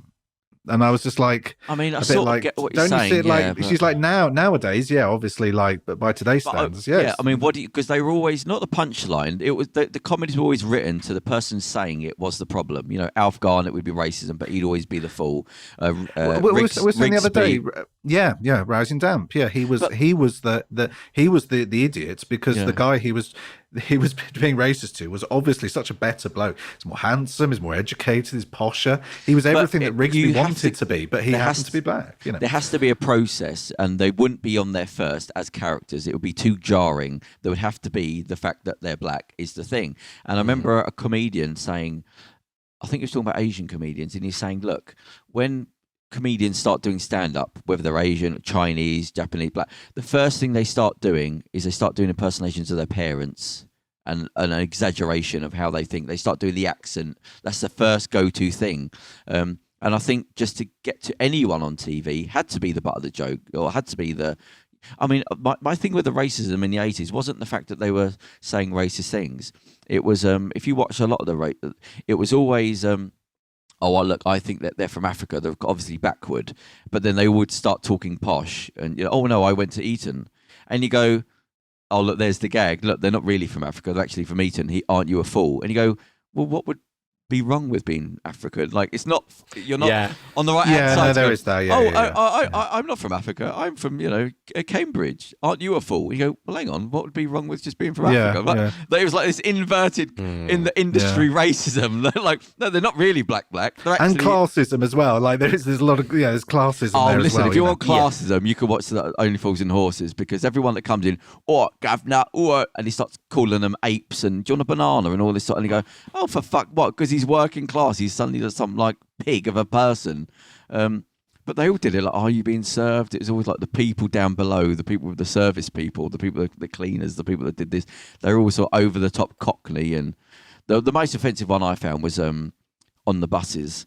And it's all going to be very English-centric, by the way. If you're overseas, you might have to Google these things. Or if you're overseas or under 50. Under 50, yeah. You're going to struggle. Talk about writing damp on the buses. I mean, not many people in this country know what we're talking about. But on the buses, because it was a very, very posh bloke that played the guy. But he was always sort of jumping around, trying to get his end away. He was always shoving egg and chips in his mouth. And you think, oh, this is their view of working class people. This is what they think they do. So that was always more offensive to me than anything. The writing was more offensive to me. You think this way. Your backward joke is still fucking inherently racism, like the way you're writing it. But anyway, yeah, so racist humour then. I thought we went up. We went down in. I know. You're like, let's go on the flip side of that. If you do want to, I would say for people listening, do watch if you can. Goodness Gracious Me was always a brilliant kind of flip reversal of that. They'd always go and have, they'd have dinner. They'd go. It's very good actually. I mean, it's probably I don't know if it's dated per se because it's I haven't watched it for a long time, but it was. I haven't watched it. But there was a couples that always went out, and they always wanted to be the most English, so they go to the restaurant. You know, it was a flip reversal. So whereas English people go to curry houses and all try and be macho and say, "Give me the spiciest, hottest curry on the menu," they'd all say, give me the blandest thing. What? I want the blandest thing on the menu. Like, I think I know what you're talking about. Yeah. There was. They started saying things like, "Oh, you all look the same" to the English people. Do you know what I mean? Yeah. It was a flip reversal kind of thing. They also had the Indian grandfather. It was either father or grandfather who was obsessed with everything being Indian. Yeah. So he was the idea. I think he was a first or second generation immigrant, and then the younger person in it was, had been born in England, and they were saying, everything was Indian because of this and that reason. Did you see the John Travolta film a few years ago where he was in a world where everyone in power is black and the white people are actually the ones that are put upon? Have you ever seen it? Travolta film. Yeah. There was a film ages ago. Where about 20 years ago. Yeah.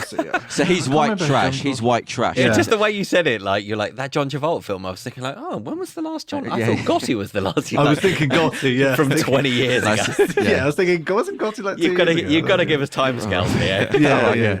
No, but that was an interesting idea. Yeah. I think they did a show on BBC recently. It looked the same concept. That was called Noughts and Crosses. Noughts and Crosses. Yeah, it's based on a book. But it's quite good. It's quite good. John Travolta. He was basically like in a black area, and the police are like, "What are you doing here, boy?" And the black family are coming out, and he's just like a white trash fella.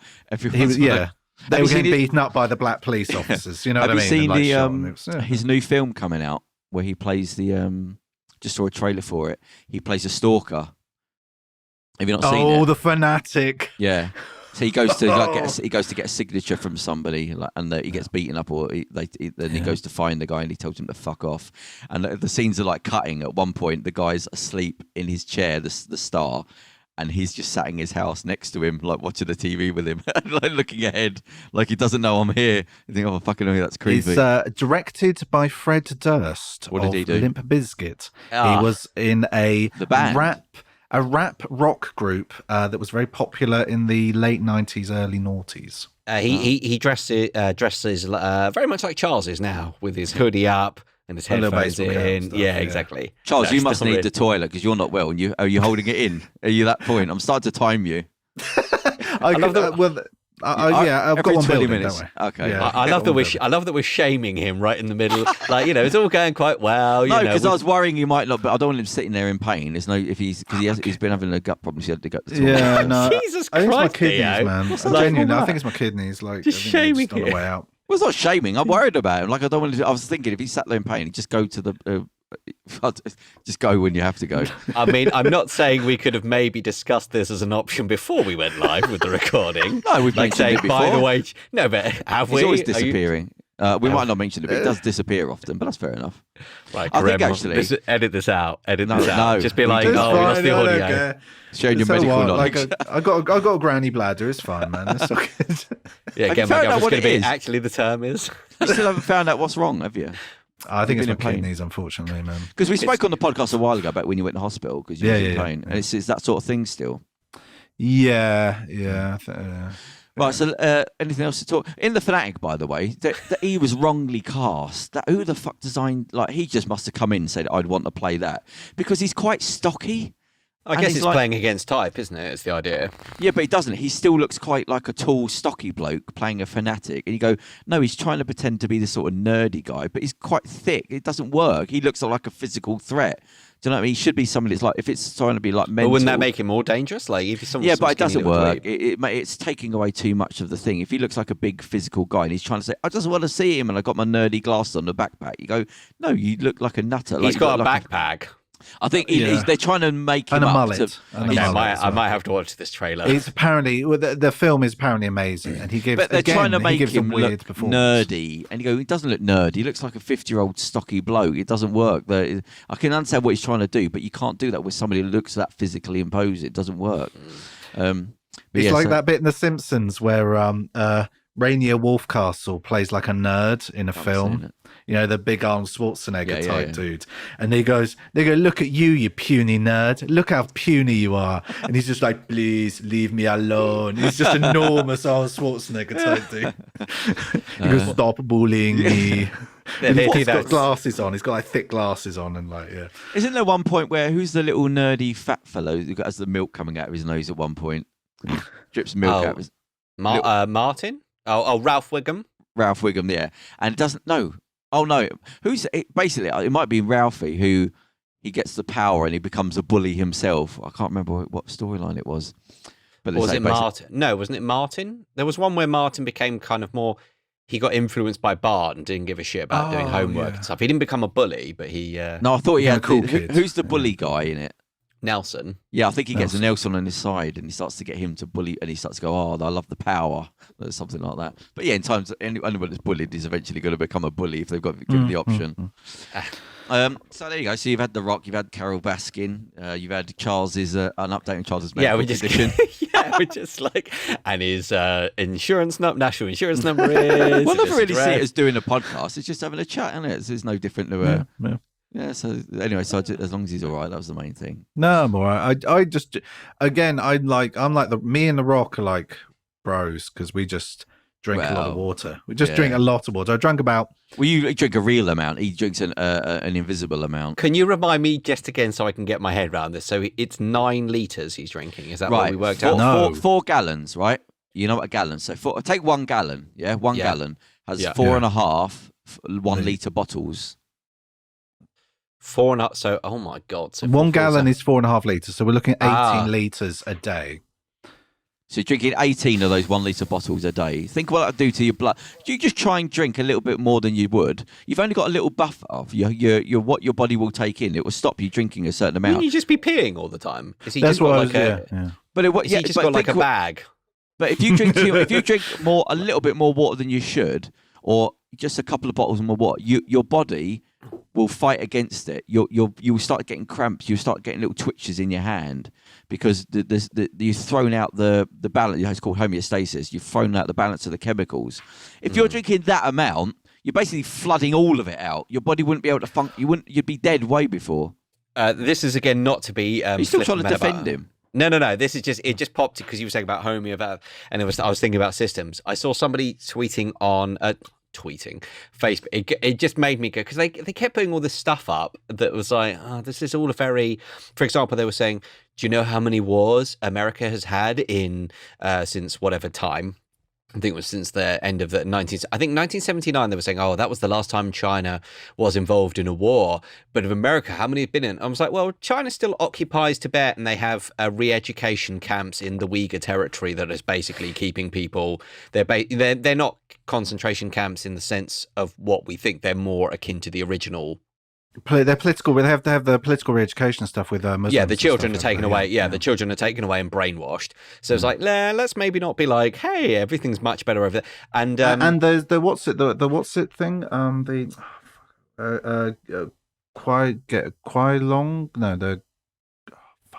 Falun Gong. Falun Gong, that's it. Yeah. So there's also this is China. So it was basically someone. It's only I will come to it. It's a very winding story. Essentially, basically, this person puts on the one hand, they post things about that are very astute kind of observations about the world, either things that they think or the things that kind of they've seen elsewhere. And then every once in a while, they throw up stuff, and you go, that's a bit selective. That, and then every once in a while, they'll throw up stuff that's very like. What are you even talking about? Like borderline hippie kind of conspiracies. And this, I saw one today and I went, and I'm not going to defriend this person. And then maybe they listen to this podcast. I don't know. But I just went and unfollow. So that just means we're friends, but I just won't see their posts anymore. And it was basically them reposting someone else explaining that, think about it, all these people chanting, I can't breathe, sending out energy into the world. And we've already got this respiratory plague. I can't breathe. I'm going to have to chant now to counter this and say, I can breathe. Please do it with me, brothers and sisters. And I was like, is that for real? Is that for real? I was reading person. I was reading through all the comments, and I was these people going, yes, I sensed this too today. It's all part of a conspiracy. And I was like, fuck off. You're the and the way, on the one hand, you've got the right, well, not all right wing, but there's this right thing about like far right, yeah. Well, maybe not far right, but it seems to be like the whole coronavirus is made up and 5G causes it. Also, seem to be very alt-righty. And then this is the other side of that, where it's lefty hippies going. There's a lot of overlap. There's a lot of overlap with the people that believe conspiracy theories and the far right people. But they also say, they do say if you go left and right far enough, you end up at the same destination. The horseshit so these theory, people, yeah. So Horseshitlandia. Yeah. So that was just something that popped in my. Again, so the rock thing, just disappointing. We've come back to social media, actually. Yeah, there we go. Very disappointing. Yeah. Male. Oh, poor Theo. I mean, there's not many people I can even think of as like what a dignified human beings had left. I mean, I always put. I mean, because I look for them because I still. How about the dignified people are our doctors and our nurses? No, but that's what I mean. I mean, I could even say like this is what I didn't say it, but when I was talking about people that like growing up, I was thinking about when I did security for escorts, people that were embarrassed about having to do it, just driving to little shitholes, little council blocks, having to pick girls up and look after them for the night, and thinking, oh fucking hell, they're studying full time, doing this, having to lie to their parents to send money back home. That's dignity. Even though you're selling your body at night after fucking college, that's fucking dignity. So that, and to thinking how they acted, and then you go, well, when you've got all these multi millions and you're prostituting yourself, you're who you are as a person, not your body, your actual fucking soul, and you don't stop. It's like, I've got no fucking time for you whatsoever, because there's people that have to do seriously, they have to sell their bodies to get little scraps, and they have more dignity than somebody that's selling their fucking whole who they are as a person.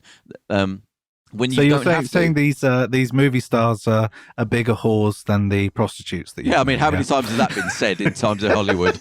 Like the whores, the prostitution. But that's what it is. You can prostitute your body's nothing. You're prostituting. He's going full Rorschach. Yeah. But if you're prostituting your fucking who you are as a human being, when you don't have to anymore, then you're the whore. You are literally the whore. A prostitute selling your body, that's not a whore, is it? But that's why at least they're being honest. At least they're being honest. I'm laughing with you there. It's just the way you went full into that. You've gone full whore. But that's what I mean, though. If most people, a normal person would go, well, I saw what you're saying. But if you've come from that world, then the leap to get to that celebrity is a lot fucking worse. You go, oh my God, because I've seen the opposite. I know what it's like to have nothing and sell your body in disgusting ways to just get by. But then they would.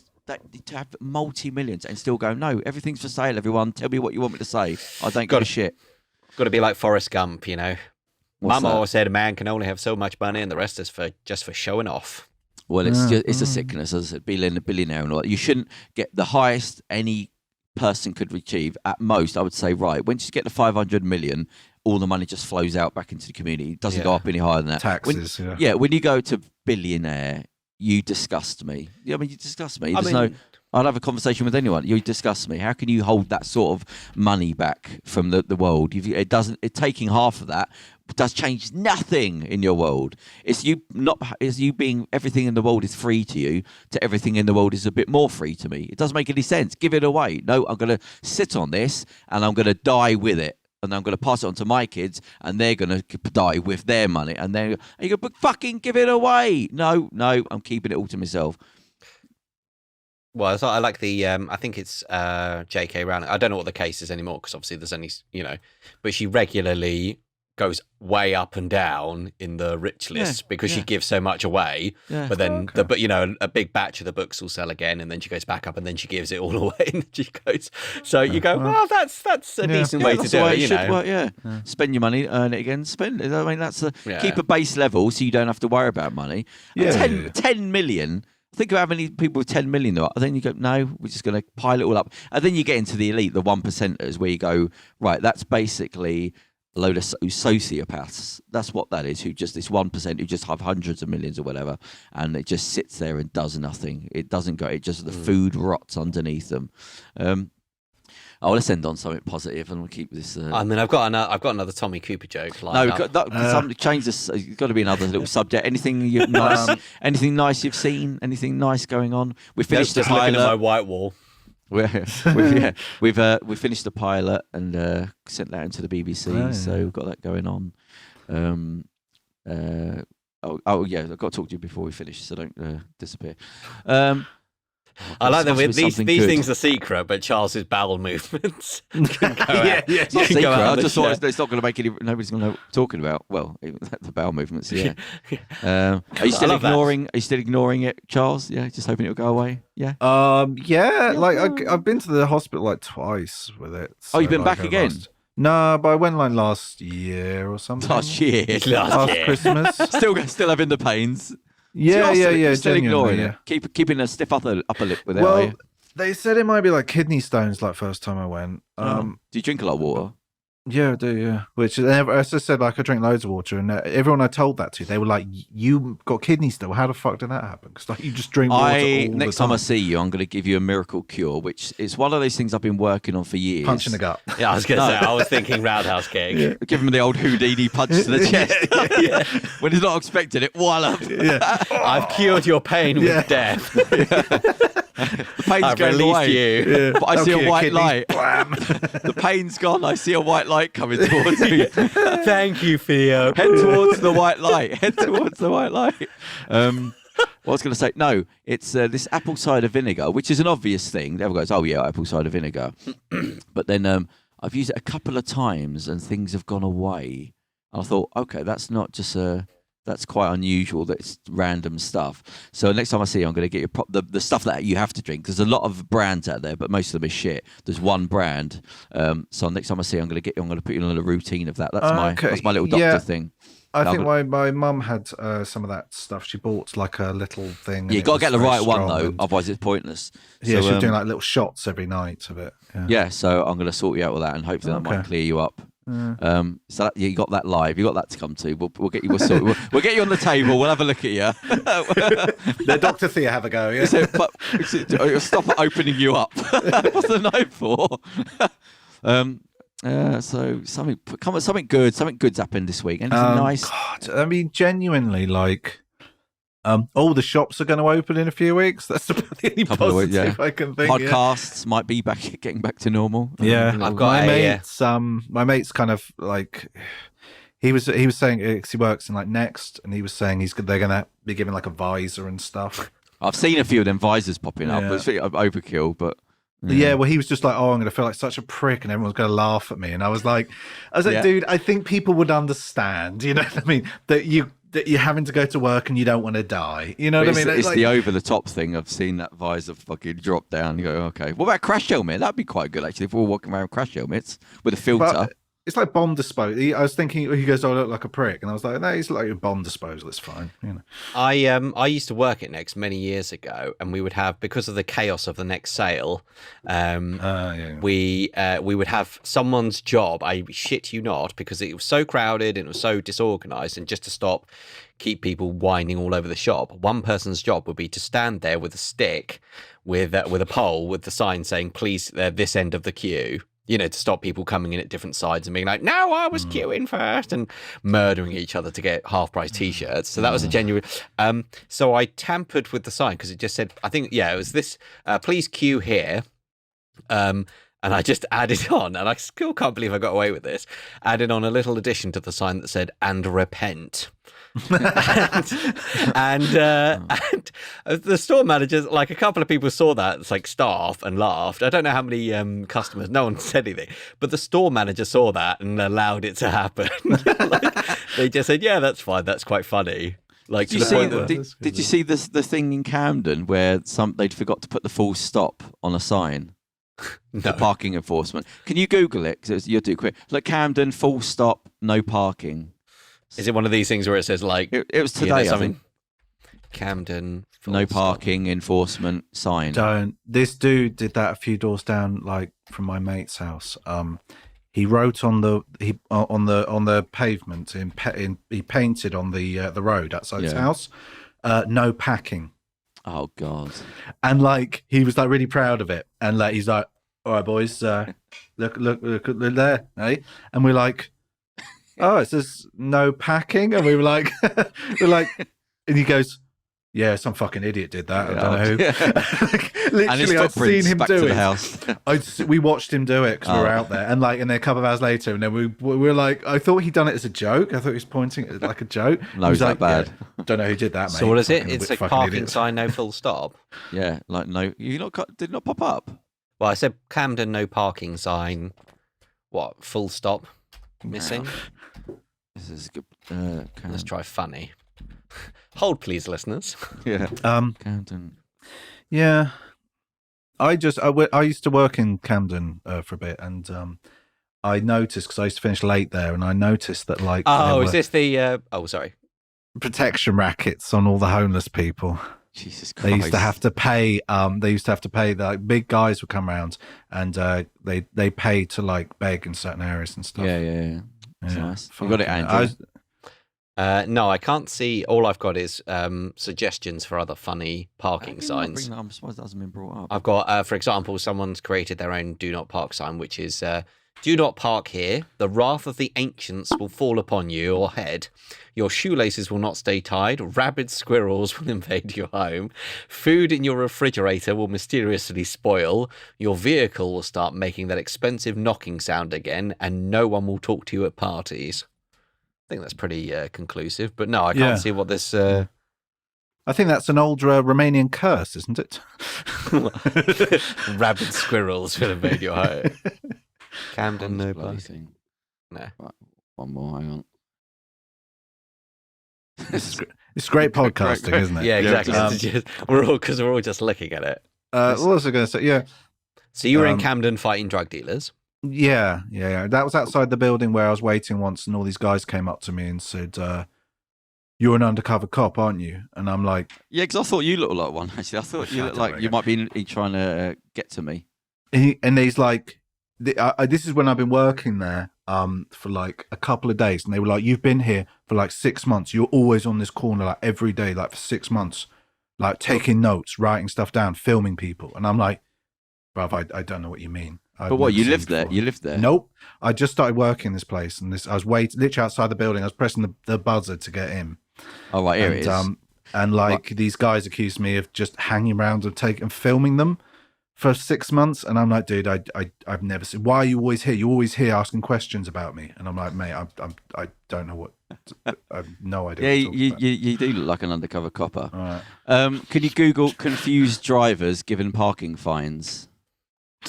Confused again. This is excellent listening. I mean, you can be doing this at home.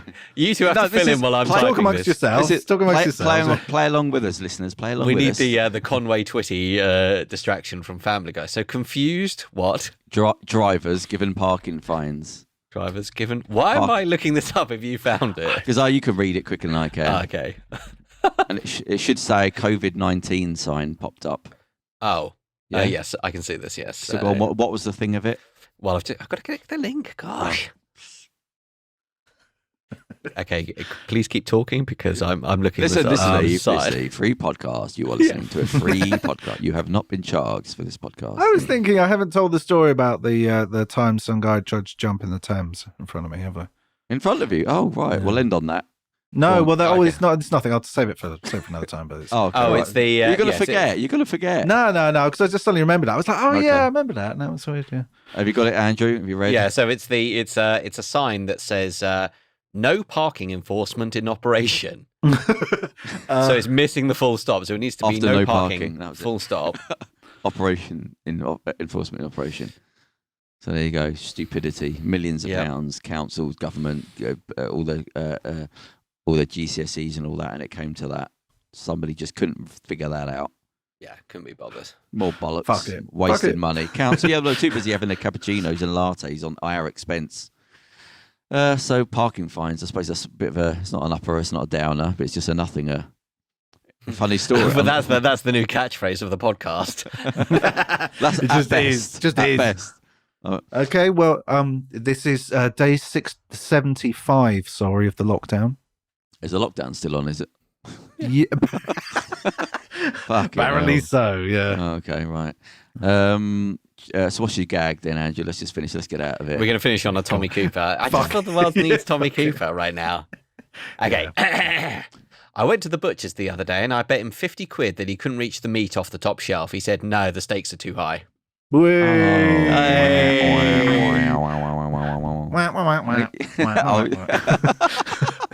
quite pleasing to hear. I don't know what it is about that.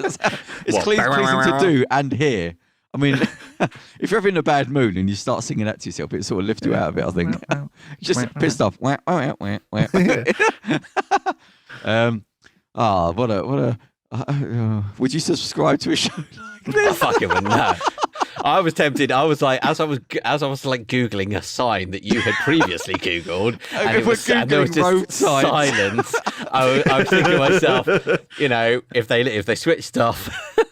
Well, I keep going to say things. I think, no, I better not talk about that. So, there's a pause in me. Hopefully Karem's still there. He hasn't left. He's just quit. He's just dropped. Yeah, I wouldn't blame him either. I'd be like, well, yeah. Yeah, I sort of agree. Yeah, can I come with you? Yeah. My mouse was hovering on the hang up button. Oh dear. Well, that's the bloody show. So I don't know what happened that's there. done. Yeah, finish on a high. There we go. Yeah, Brilliant. you've had that. Yeah, when we're thinking about getting back in the studio, depending on what's happened in the next week or two, because obviously we've got interviews and things to do. But we'll see how it plays. But that's the show. So hashtag rock, hashtag Carole Baskin again. You've got to go and listen to a couple of their tunes every couple of days. Just go and put on the here kitty kitty, and I saw a tiger. Just to cheer yourself up. It's a nice little break from life. Just to go and watch the here kitty kitty. I watched it the other day. I don't know how he got away with doing that. The video. I mean, that is basically her feeding. I thought it was her. I was like, how did he get her in the fucking video? And he's got a head that looks like the husband, and she's feeding meat. I mean, what? I mean, basically, I don't know how he didn't get done for that. That does. I don't know how she didn't sue him, or she did in the end, didn't she? So, but I felt sorry for him because you've gone to that extent to be spiteful to somebody, to do a music video about them. I don't know who comes off worse there. Like, you've gone out of your way to spend money to that extent to hire and the video and the fucking hell. Like, let it go. I know she annoys you. I know. Yeah. Should have done it she should have done like a riposte video. That used to be a thing. There was. Someone would do a music video as a kind of like a rap video, rap battle. Do you remember there was Amon? It was like diss tracks. Yeah. Do you remember Amon? That again, it's a very sweary song. I can't remember. Fuck what I said, it don't mean dead now. Fuck when and it was about like a breakup, and then some fake girlfriend came back with a riposte. God. Yeah, she was like, yeah, we went out, and he was like, I've never heard of this woman before in my life. Like, we get a load of these, YouTube videos. So and so YouTuber said this, and this is my response to him. And you go, oh, fuck off! What are you, load of like teenage girls in a playground? Well, that's all fake. I mean, that again, that's all fake. No, but it's drummed up for like you go, but YouTube drama's fake. Yeah. It's children. Like, these are fully grown adults doing this, and I just see a playground of. Oh, guess what he said? And he said, "You go, you're a fucking adult. You're an adult. Why are you getting involved in what someone else fucking said about you?" Well, there's lots of channels. There are lots of YouTube channels, like YouTube drama channels, and they just talk about every day. They do a couple of videos every day about like who said what, and like it's like gossip. It's like playground gossip. So what are they talking about? Other YouTubers? Yeah, other YouTubers. Like, this YouTuber cussed out this YouTuber, and this YouTuber doesn't like him, and he unsubscribed to him on Twitter. A lot of these people are like 20s and 30s and 40 years old. Why do you care? Like, why are you still a child? Like, have you not matured to at least? Why do you give a shit? Like, I couldn't care less what people were saying. Like, you wouldn't make any fucking. Why would you give any credence to anything anyone's saying online? Makes no point. The thing keeps scientists were saying because it gets views. It gets views and it gets likes. People make money. So people make money off it. So still trying to go. Well, please like me because of my views. Look at my views, and you go. It's just you're saying to me, look how many people are looking at me. That's what you're saying to me. Yeah. Not the company, not the business. It's just look how many people are looking at me. You go, fucking hell. You don't even know to be embarrassed. Like you're an adult. You're a fucking adult. Well, they're not. It's that old male thing. You've grown up, but you are still like a 10-year-old. So slagged off YouTubers. Thanks YouTube for. I mean, we've been pretty categorical in terms of our hatred this week, because that's what the world needs. Yeah, more hate. More hate. It's hard not hate on that. Annoyance. We've got to shine a light on the stupidity and the embarrassment, because it is. It's we are the freak show. We are the modern day freak show. Everyone's got their own little freak show going on. One of us. Google Gapple. And you get more people to come into your little freak show tent by saying stupid stuff on YouTube. It's just an embarrassment to be around nowadays. That's a hell of a catch to get away. Cool. And with that, guys, and on next week's show, more of that. Take care. Stay safe. Be sure to watch the show on YouTube. Have a wonderful week. Yeah. Well, it's a good thing. It's just a shame. Like anything, it gets ruined by pillocks. Even like with a gym. You can have a good gym, looks nice, and it's just full of fucking idiots that have to ruin it for everybody else. I've got to have something good to end on. Come on, give me something. I got a garlic bread voucher from Pizza Hut. Fucking we haven't really let you in. I was thinking maybe something social with a political. They opened up the McDonald's down the road from me. I'm planning a visit. You're like, let's think of some positive stuff. It's like we're in the middle of a plague. America's on the brink of civil war, and none of us have been allowed to leave our house. Well, the thing is that when things are the worst, that's when you get the geniuses. That's when you get the revolutionaries popping up. Things have to get bad before you get these. No, because we've got we've got people diss tracking each other on YouTube. Those are our. Yeah, we haven't reached the bottom yet. That's what I'm saying. It's a positive thing. Well, that's that then. Yeah. If you want more of that. We'll be back next week on the Vialucci podcast. Vialucci podcast. Thank you for free Vialucci podcast. Yeah, the free. You have not been charged for this show.